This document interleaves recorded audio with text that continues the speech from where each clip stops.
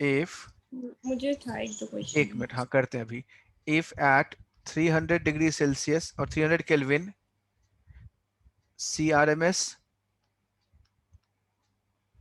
CRMS of CO2 is is V centimeter per second. Calculate the temperature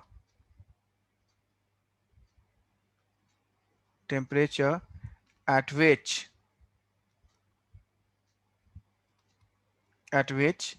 CMP and C average have the same speeds.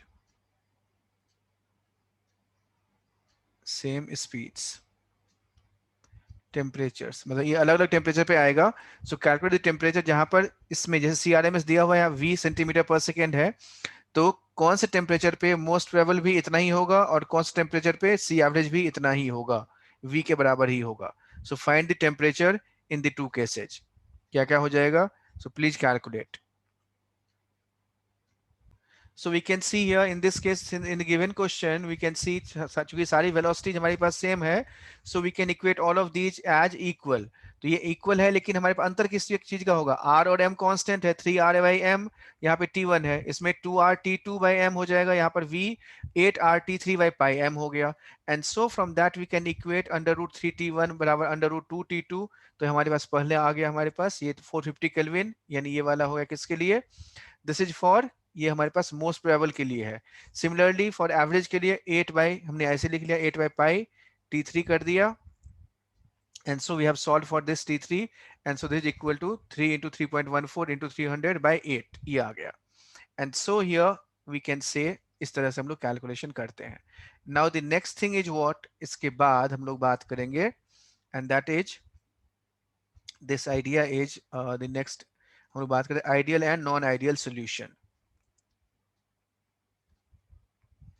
और ideal and non ideal जो हमने यहाँ पे बात की है यहाँ पर, तो ओवरऑल हमने यहाँ तक हमने क्या डिस्कशन कर लिया है? We have already have discuss this kinetic theory of gases, और उसके जो इफेक्ट्स है वो हमने ऑलरेडी देख लिया है। Now coming to the next part, यानी नॉन आइडियल गैसेज और रियल गैसेज। रियल गैसेज, और वी कैन से कि equation for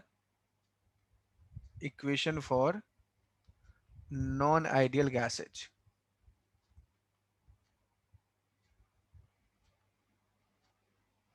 so when I say real gases और equation for non ideal gases की बात करते हैं इसमें, so what we are in needing is this one.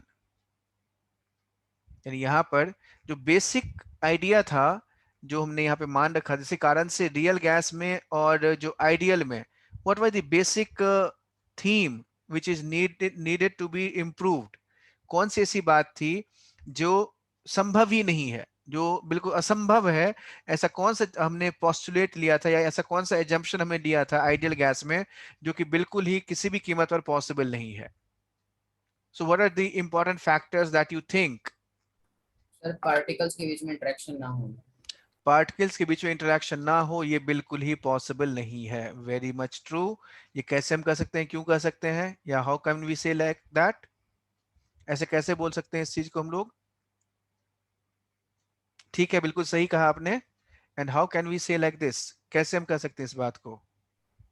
Sir kinetic theory में लिखा है कि वो आपस में इंटरेक्ट करते हैं, कोलाइड करते हैं, तो वो रियल गैस को डिफरेंट बना देता है आइडियल गैस से। इंटरेक्शन ना हो मतलब क्या? इसमें अट्रैक्टिव फोर्सेज की हम बात करते हैं यहाँ पर, right? And so here we can see, यहाँ पर हमने जो लिखा है, पहला हमने यहाँ पे एक बहुत ही इंपॉर्टेंट सी बात ये लिखी है कि वॉल्यूम इज नेग्लिजिबल। क्या है? No volume. ठीक, वॉल्यूम इज नेग्लिजिबल और no volume, that is an important aspect that we need to take care. So no volume और नेग्लिजिबल वॉल्यूम, नो वॉल्यूम और negligible volume.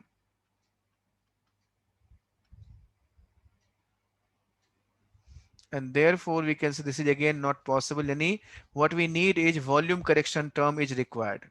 Volume correction is required.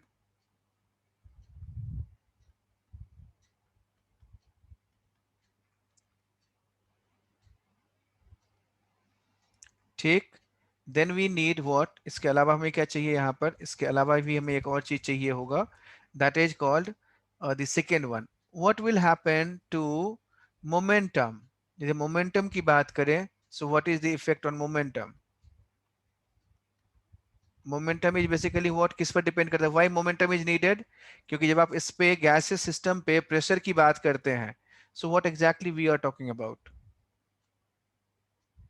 ये gas ये system है हमारे पास है, इसमें हमने कहा कि भाई ये वाला पार्टिकल प्रेजेंट है, ये पार्टिकल्स प्रेजेंट है यहाँ पर। अब यदि यह पार्टिकल्स प्रेजेंट हैं, सो दैट मीन्स व्हाट, इसका मतलब यहाँ पर यह भी है कि इसमें ये आपस में कोलाइड करेगा। अब यदि कोलाइड करेगा दैट मीन्स व्हाट, तो जब कोलिजन से के कारण से प्रेशर इंपैक्ट होता है, तो जो हमने ये प्रेशर पढ़ा था, प्रेशर किस पे डिपेंड करता है, प्रेशर डिपेंड्स ऑन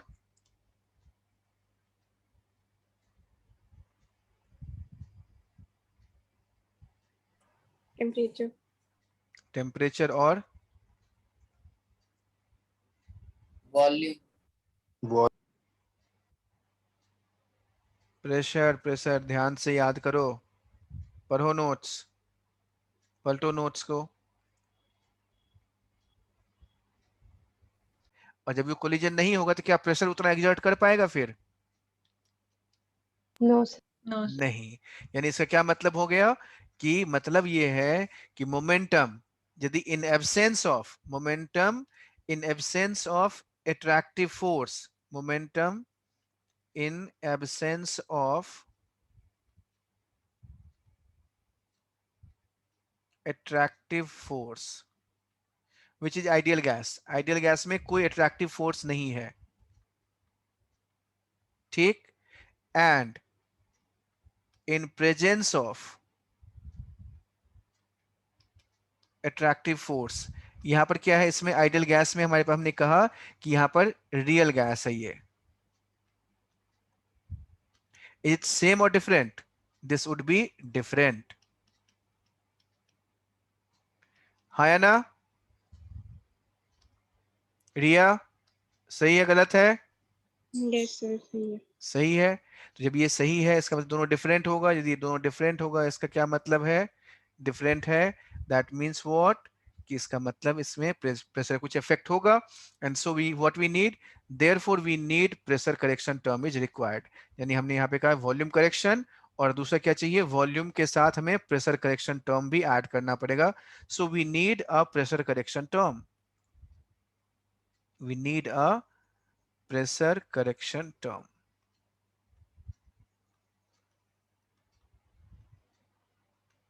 ठीक, तो जो हमारे पास आइडियल गैस इक्वेशन है, तो आइडियल गैस इक्वेशन में यदि मैं इन दोनों को करेक्शन कर दूं, तो हमारे पास वो क्या हो जाएगा, इक्वेशन रियल गैस का इक्वेशन बन जाएगा, ठीक। And so we have a equation like this, यानी हमारे पास एक इक्वेशन होता है जिसको कहते हैं van Waal equation, van Waal equation.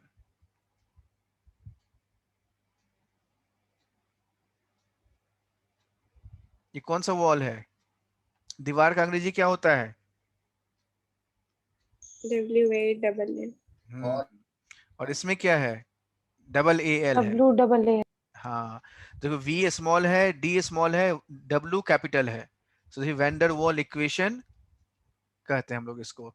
तो हमने क्या कर दिया इसमें, कि एक है volume correction term, and therefore हम लोग क्या करेंगे, पीवी बराबर एनआरटी, ओरिजिनल इक्वेशन क्या था, PV equal to nRT, so this PV equal to nRT. तो इसमें हमने क्या करना है, यहाँ पर correction term, introducing correction term here, introducing correction term here, introducing,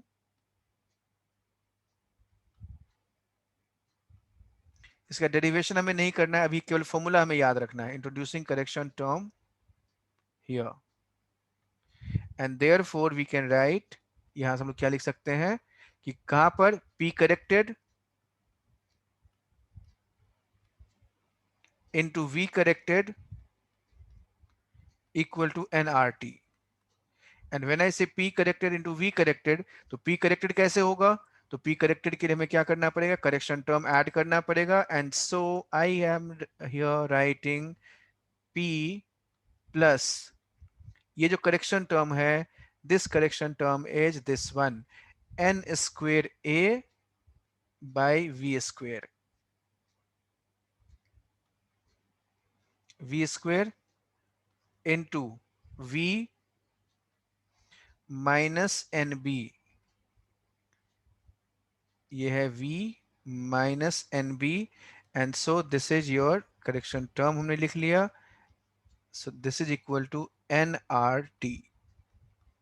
ये हमारा इक्वेशन बन गया. यानी so what you can easily see here, यहाँ पे आपको क्या दिखाई दे रहा होगा, यहाँ पर हम इसमें इजीली देख करके ये बता सकते हैं यहाँ पर कि हमारे पास PV इक्वल टू nRT, तो ये nRT के बराबर है. And therefore we can write here, यहाँ से हम ये कह सकते हैं इसमें कि यही हमारा वेंडरवॉल इक्वेशन है. तो वेंडरवॉल इक्वेशन हमने क्या कर दिया, बेसिकली वी हैव करेक्टेड. क्या करेक्ट किया हमने यहाँ पर? हमने करेक्ट ये किया है कि देखो ये वाला P था, यह V, यह nRT, तो ये PV इक्वल टू nRT हो गया. अब इसमें हमने क्या कर दिया, यहाँ पर करेक्शन टर्म की हमने बात की है, जैसे प्रेशर में करेक्शन किया है और वॉल्यूम में करेक्शन किया है. तो जब प्रेशर में करेक्शन कर दिया, वॉल्यूम में करेक्शन कर दिया, so we have got this equation n square A by V square V minus NB equal to nRT. ये वाला इक्वेशन बन गया. अब इसमें सवाल जरूर ये आता है, ये जो मैंने करेक्शन किया है इसका बेसिस क्या है, या n स्क्वायर A कैसे आ गया, n square A by V square कैसे आ गया, और ये V माइनस NB कैसे आ गया, इसके बारे में हम लोग थोड़ा सा बात कर सकते हैं. So when we talk about this, तो यहाँ से हम लोग कुछ ऐसे इमेजिन कर सकते हैं कि जो हमने लिखा है यहाँ पर प्रेशर की बात की है, तो ये रियल गैस का, ये बन गया हमारे पास रियल गैस का equation. So when I say real gas equation, तो यहाँ पे क्या हुआ है, प्रेशर पहले कुछ था, अब यहाँ से अट्रैक्शन हो गया, तो अट्रैक्शन होने के कारण से क्या होगा, जो रियल गैस का प्रेशर होगा वो ओरिजिनल आइडियल गैस से क्या होगा, कम होगा, ज्यादा होगा?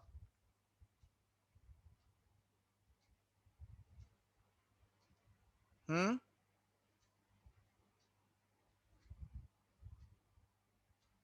Hello, yes sir. हाँ, कम होगा, ज्यादा होगा? इन करते हैं, ठीक. बिकॉज वॉल्यूम जब हम चर्चा करेंगे तो वी रियल जो होगा वो, वी रियल मतलब हमने कैसे डिफाइन किया था volume, the space available to move through. यदि बहुत सारे और पार्टिकल हैं यहाँ पर, अब जरा इमेजिन करके देखो यहाँ पर, यदि मैं पूछूं कि इसका, यदि मैं वॉल्यूम नेग्लिजिबल बोल दिया, तो इस पार्टिकल के लिए वॉल्यूम क्या हो गया, पूरा ये स्फीयर हो गया, या फिर पूरा ये वाला हॉलो बॉक्स हो गया. यदि मैं इसमें ये बोलूं कि नहीं इसका भी कुछ ना कुछ वॉल्यूम है, तो क्या इस स्पेस में ये मूव कर सकता है? तो इसके सपोज मान लो इस सबको हमने इकट्ठा कर दिया, ये मान लो 2 ml है, तो 2 ml वॉल्यूम जो है हमें सब्ट्रैक्ट करना पड़ेगा. तो रियल वाले में क्या हो गया हमारे पास, so here we can say the real के लिए हमारे पास कुछ ऐसा आ जाएगा, V माइनस NB हो गया. So that is the volume correction term है. And so we have got P plus n square A by V square into V minus NB बराबर nRT. So this is the relation for n mole. And therefore, if you take for 1 mole, तो 1 मोल के लिए क्या बन जाएगा equation, for 1 mole n would be equal to क्या हो जाएगा, n equal to 1.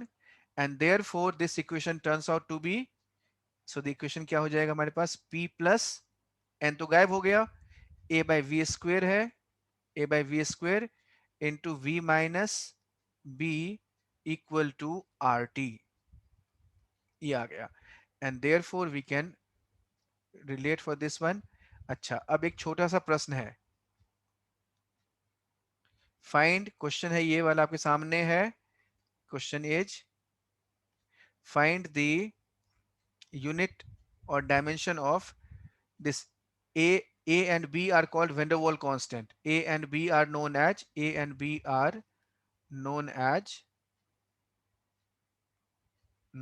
van der Waals constant. अच्छा, दूसरी बात, ये जो A है हमारा, A को हमने कहां पे इंट्रोड्यूस किया हुआ है, A is added to pressure. और प्रेशर में वत्सला आपने क्या बोला था कि प्रेशर जो है वो किस पे डिपेंड करेगा, चूंकि अट्रैक्ट करेगा, यानी वी कैन से कि this is A is proportional to what, attractive force. Can we say like that? Yes sir. हाँ, यानी ए जो होगा हमारे पास, ये जो ए है हमारा, this A is proportional to attractive force के प्रोपोर्शनल होगा, अट्रैक्टिव फोर्स, ठीक। और बी हमारा वॉल्यूम करेक्शन टर्म है, so B is called volume correction term. So this is where we have got. Now question is, find the unit or dimension of van der Waals constant A and B. Find the unit of A and B. क्या क्या होगा? Minus N B, तो v minus N B का मतलब ये हो गया कि the unit of b must be, N B must be क्या होना चाहिए, v है, वॉल्यूम का यूनिट होना चाहिए। एंड सो दिस इंप्लाइज, ये इंप्लाई ये करता है कि N B would be litre, therefore b बराबर क्या हो जाएगा, लीटर पर मोल। देखो 10 सेकेंड का क्वेश्चन नहीं था ये। दूसरा, आई डोंट नो आपने फिजिक्स अभी डायमेंशन पढ़ा है कि नहीं पढ़ा है। दूसरा क्या था हमारे पास, p plus n square a by v square, and therefore we can write here this is p plus n square a by v square. That means what, n square a by v square. This implies what, कि n square a by v square जो होगा वो क्या हो जाएगा, is equal to pressure, atmosphere, ठीक। and therefore a would be equal to what, atmosphere liter square per mole square. That's it. तो ये क्यों नहीं हो रहा था वत्सला, कहां पे अटक रहे थे, क्यों अटक रहे थे? सर मैंने p plus an square। So effectively what we have seen, two correction terms were required in ideal gas equation, that is P and V, and therefore we have derived two relation, we have got two relation, P plus n square A by V square into V minus NB, जहां पर A क्या है, this is called n square A by V square is basically pressure correction term. A is dependent on intermolecular force of attraction पर depend करता है, this is attractive forces, and this V minus NB is volume correction term, so this was the van der Waals equation. And when we have just taken this, तो यहाँ से हमने इसका unit निकाल लिया A और B का, and so we have got this one, A के लिए हमारे, B के लिए आ गया लीटर पर मोल, और जो A होगा that would be atmosphere liter square per mole square. That is the answer for this. एक और तरीका ढूंढने का होता है इसमें, and that idea is what, यहाँ पर हम लोग क्या करते हैं कि we are introducing, जो हमारे पास आइडियल है और रियल है, तो हम लोग एक और चीज कर देते हैं ऐसे कि जो रियल गैस है, so introducing here a term that is called compressibility factor, यानी concept of compressibility factor.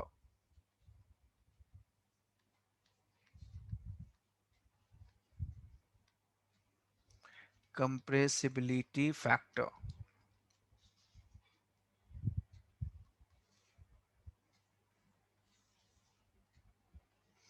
So when I say compressibility factor, here it is basically this idea is there. So this compressibility factor is nothing but we are using the idea of compressibility factor. हम लोग क्या करेंगे यहाँ पर, number 1, this is basically क्या है कि जो हमारे पास आइडियल गैस है और रियल गैस है, so this factor is in fact, इसको Z से डिनोट करते हैं, Z है, and this is equal to, जो हमारे पास ऐसे लिखेंगे इसको कि रियल गैस, हमारे पास जो इक्वेशन है, real gas is equal to some constant into ideal gas. यानी इसको मैथमेटिकली मैं रिप्रेजेंट करूं, therefore for real gas we can write the equation is converted in this format. यानी यदि हमने ये मान लिया जो भी कुछ एनामलीज हैं, जो भी कुछ गड़बड़ है, उस गड़बड़ को हमने एक कांस्टेंट में प्लेस कर दिया, so for real gas we can write the equation as, इसलिए हम लोग इसको क्या करते हैं, इक्वेशन कुछ ऐसे लिखते हैं, पीवी इक्वल टू क्या हो जाएगा, एनआरटी, ये हमारे पास आइडियल गैस के लिए था, इसमें हमने एक टर्म इंट्रोड्यूस कर दिया, यही Z, this Z is what, यही जेड हमारा क्या है, कंप्रेसिबिलिटी फैक्टर है, और इसी कंप्रेसिबिलिटी फैक्टर की हम लोग चर्चा करेंगे इसके बारे में इसको समझने की कोशिश करेंगे। And so this factor is basically telling us what, और we can write here z is equal to क्या आ जाएगा, सो z is equal to PV by nRT, ये आ गया, है ना?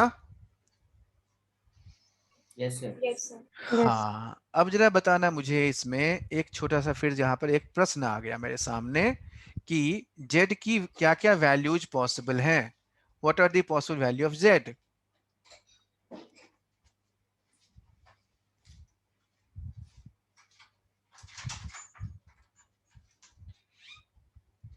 What are the possible values of z? क्या क्या पॉसिबल वैल्यूज हैं ये हमें जानना है। क्या क्या पॉसिबल वैल्यूज है मतलब ये है कि क्या हो सकता है, यानी इन टर्म्स ऑफ नंबर के टर्म्स में बताना है मुझे। So what can we say? We can say Z can be क्या होगा, या तो पीवी बाय, ये रेशियो है ना हमारे पास ये वाला PV by NRT, isn't it? Yes, sir. तो Yes, Z sir. Can be, Z ऐसा हो सकता है एक केस में कि जेड की वैल्यू 1 से बड़ा हो जाए, जेड ग्रेटर देन 1। दूसरा केस ये हो सकता है जेड इज इक्वल टू 1, और तीसरा केस क्या हो सकता है जेड इज लेस देन 1। ये 3 केस हम लोग सोच सकते हैं, यस और नो? Yes, sir. अच्छा, अब जरा सोचो बच्चों, यहाँ पर यही 3 केसेज हैं, इसको मैं बिल्कुल दिमाग में फिक्स करना है। इमेजिन करो कि जब हमारे पास z 1 से बड़ा होगा, पहले इससे पहले जब हम यहाँ पे जाएं, इससे पहले एक बार आइडियल गैस इक्वेशन के बारे में, जो गैस लॉज हमने पढ़ा था, उसके बाद जो हमने वॉल्यूम को रिलेट किया था, 1 मोल का वॉल्यूम कितना होता है उसको थोड़ा सा याद करो, पीवी का जो प्रोडक्ट था वो कितना था वो याद करो, एनआरटी का जो वॉल्यूम हमने कैलकुलेट किया था वो कितना था। So what was the STP condition, हमने क्या पढ़ा था कि 1 मोल सब्सटेंस का वॉल्यूम, एक हमारे पास जब भी एसटीपी कंडीशन में कितना होता है 22.4 लीटर होता है। And so what we have written here, हमने यहाँ पे ये कहा था ए एन बराबर 1 कर देंगे तो आर इंटू टी कितना होता है 22.4 लीटर, याद है? At STP R into two equal to R into T equal to 22.4. 22.4 litre है। ठीक, यदि मैं प्रेशर 1 कर दूं और हमारे पास तो वॉल्यूम कितना हो जाएगा वहां से 22.4 लीटर, 1 मोल का वॉल्यूम आ जाएगा, वो आइडियल गैस होगा तब। अब जरा ध्यान से देखो यहाँ पर, यदि हमारे पास z इज ग्रेटर देन 1 है, if I am saying z is greater than 1, in that case what will happen to the volume? Question number 1 case 1 हमने लिखा यहाँ पर कि z हमारा 1 से बड़ा है, case 1 z greater than 1, case 2 z equal to 1, and case 3 is z is less than 1. So what will happen in these cases? क्या क्या होगा?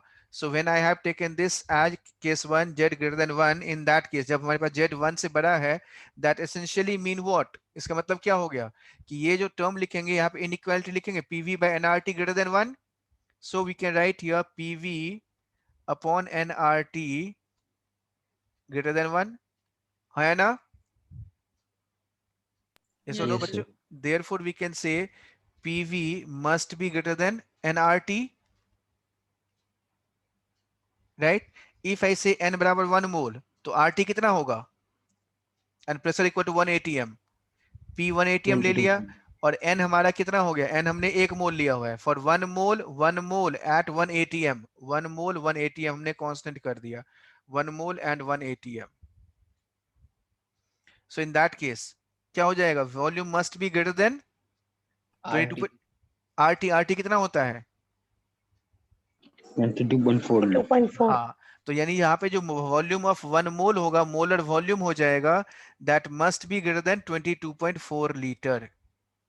ठीक, इसको कहते हैं molar volume Vm, and this molar volume is also written as this one, V के ऊपर हमने बार लगा दिया, तो ये molar volume greater than 22.4 litre है। यानी इसका मतलब क्या हुआ, व्हेन आई से कि मोलर वॉल्यूम इज 22.4 लीटर से ज्यादा हो रहा है, इसका क्या मतलब है, पहले होना चाहिए आइडियली कितना 22.4 लीटर होना चाहिए, ज्यादा हो गया, ज्यादा हो गया मतलब किस तरह का फोर्स होना चाहिए, अट्रैक्टिव और रिपल्सिव, Repulsive. रिपल्सिव होना चाहिए, and so there is repulsive force, so I can say here is repulsive force. Repulsive force होना चाहिए था 22.4 लीटर, ज्यादा हो गया, ज्यादा हो गया मतलब एक्सपैंड कर गया, एक्सपैंड कर गया, क्यों एक्सपैंड करेगा, जब रिपल्शन होगा तो एक्सपैंड करेगा। And so here we can say in this case when z is greater than 1 molar volume is more than 22.4 litre and repulsive force यहाँ पर डोमिनेंट होगा। ठीक, अब यदि रिपल्सिव फोर्स है तो गैस का लिक्विफैक्शन वो इजी होगा या डिफिकल्ट होगा? Can this gas be easily liquefied or it will be facing difficulty in getting liquefied? Difficulty. Difficulty होगा, यानी it is not easy to liquefy this. So not easily liquefiable, not easily liquefied.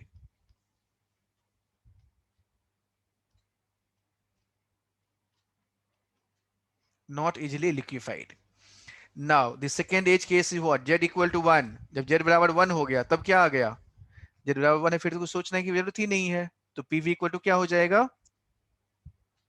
PV equal to NRT. NRT। हाँ, PV बराबर NRT हो गया, यानी ये क्या हो गया? आइडियल गैस हो गया ये वाला। सो दिस इज आइडियल गैस। ठीक, जब आइडियल गैस है तो फिर बाकी तो नॉर्मल कंडीशन ही है, यानी V मोलर बराबर molar volume is equal to 22.4 litre, ये आ जाएगा। तो इसमें फिर कोई अट्रैक्टिव रिपल्सिव फोर्स की बात ही नहीं कर रहे। Now what will happen in this case, इसमें क्या हो जाएगा? Attractive force.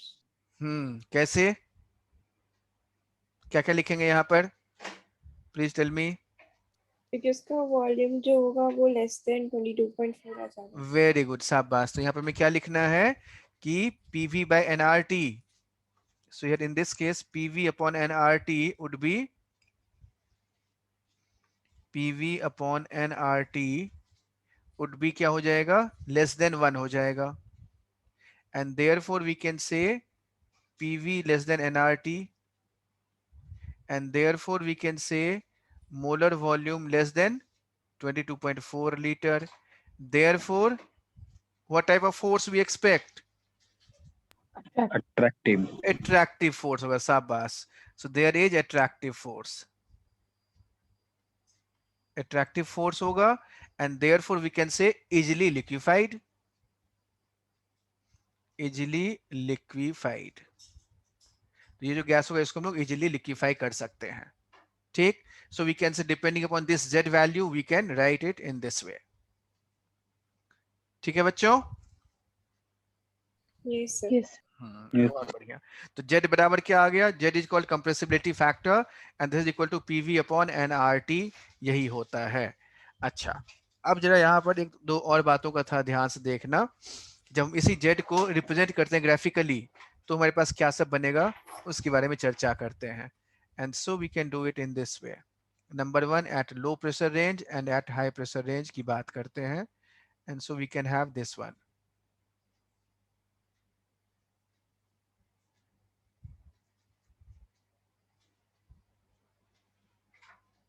ये दो ग्राफ बनाना है मुझे, इसमें एक में मैं क्या करूंगा, लो प्रेशर रेंज लूंगा एंड दूसरे वाले में हाई प्रेशर रेंज ले लेंगे। एंड सो जस्ट इमेजिन हमने Z के लिए क्या लिखा है यहाँ पर, Z इक्वल टू 1 लिखा मैंने, Z इक्वल टू 1 हमने लिख लिया यहाँ पर। ठीक, तो जब Z इक्वल टू 1 है तो उसको हमने तो यहीं पे प्लेस कर दिया, and so this is placed here like this, ऐसे हमने प्लेस कर लिया यहाँ पर, ये ऐसे हो गया। और जब Z इक्वल टू 1 हमने ऐसे प्लेस किया और दूसरे वाले केस में हमने Z इक्वल टू 1 ऐसे प्लेस कर दिया। ठीक, now when this Z equal to 1 है हमारे पास, अब इसमें क्या करेंगे, जब प्रेशर रेंज हमारा हाई होता है, हाई होने का मतलब है उस केस में जो ग्राफ बनता है वो कुछ ऐसा ग्राफ आता है, इट गोज लाइक दिस, कुछ ऐसे लिखेंगे इसको, इट्स समथिंग कुछ ऐसे है, then we have something like this, कुछ इस तरह का हो जाएगा।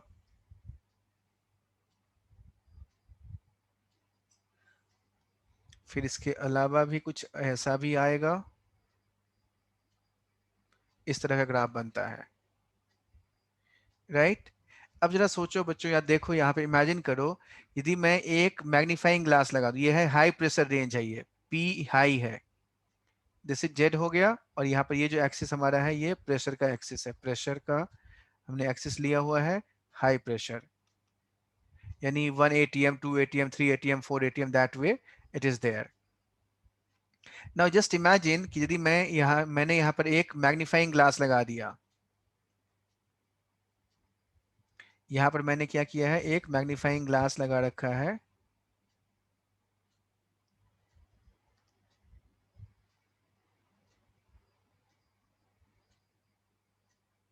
इस जगह पर।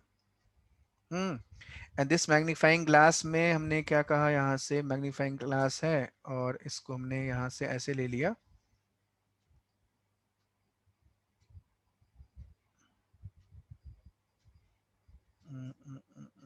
ये ऐसे बनाया, ये वाला ऐसे बना दिया। अब इसको तो यानी कहने का ये मतलब है, अब मुझे क्या करना है इसमें कि इस बिल्कुल इस रेंज पे ही हमें फोकस करना है। So how will it appear, so it will appear in this वे। ये कैसा दिखाई देगा, दिस मस्ट अपीयर लाइक, कुछ ऐसा दिखाई देगा, ये वाला ऐसे हो गया, ये वाला। दूसरा हमारे पास ये जो है ये वाला कलर वाला आएगा, वो कुछ ऐसा बन जाएगा, और तीसरा वाला कुछ ऐसा बन जाएगा, हाँ या ना। ये कहां पर है, लो प्रेशर रेंज में। यदि मान लो इसको हमने ये कर, जैसे ग्राफ है ना, जिसे आप लोग ग्राफ प्लॉट करते हो एक्स एक्सिस वाई एक्सिस, यदि मैं ग्राफ को सपोज मान लो ये 1 सेंटीमीटर था, तो उस 1 सेंटीमीटर को मैंने 100 पार्ट में डिवाइड कर दिया, उसको एक्सपैंड कर दिया, ठीक। So how will it appear, so this is what I did here. यदि इसी पार्ट, इतने ही पार्ट को मैंने एक्सपैंड कर दिया है, so it would be appearing in this वे, ऐसे ही दिखाई देगा ये कि नहीं। Yes sir. Yes sir. तो ये लो प्रेशर रेंज में है, यानी इसी को हमने क्या कर दिया, यहाँ मान लो ये 1 atm, ये वाला 1 atm पे था, यहाँ पर ये 1 atm हमने लिखा है, यहाँ पर let us assume this is 1 atm, और इसको मैंने कर दिया यहाँ पे 0.01 atm, यहाँ से हमने शुरुआत करी, ये 0.01 है, ये वाला 0.02 atm है, ये वाला ऐसे बढ़ते गए यहाँ पर जाकर के 0.1 ये वाला हमारे पास 1 atm आ गया। तो इस तरीके से हमने एक्सपैंड कर दिया, तो ये ऐसा ग्राफ बन जाता है। तो लो प्रेशर रेंज में कुछ ऐसा स्ट्रेट लाइन, और जब हाई प्रेशर रेंज होगा तो कुछ इस तरह का बन जाएगा। सो ओवरऑल देखो, रियल गैस में हमारे पास क्या क्या चीजें आ गई। रियल गैस में हमने यहाँ पे ये लिखा है, एक तो वेन डेर वाल इक्वेशन है, पहले तो बेसिक एजम्पशन जो हमारे पास आइडियल गैस के लिए था उसको हमने ठीक किया है, उसके बाद उसको ठीक करके हमने लिखा वेन डेर वाल इक्वेशन लिख लिया। वेन डेर वाल इक्वेशन के बाद हमने एक और टर्म यूज किया है, कंप्रेसिबिलिटी फैक्टर जेड, और इस जेड से फिर हमने इन चीजों को रिलेट किया है, और लो प्रेशर पे और हाई प्रेशर पे जो ग्राफ बनता है वो हमने किया है। So please go through this, check this out, read it, उसके बाद पढ़ो, थिंक करो, and then ask if you have any question. हमने यहाँ शुरुआत की थी आज, तो इसी से शुरू करके यहाँ पर हमने खत्म किया है, and this chapter is over. इसके अलावा बाकी उसमें हमें प्रैक्टिस करना है, कुछ और देखना है, that is all over this particular chapter.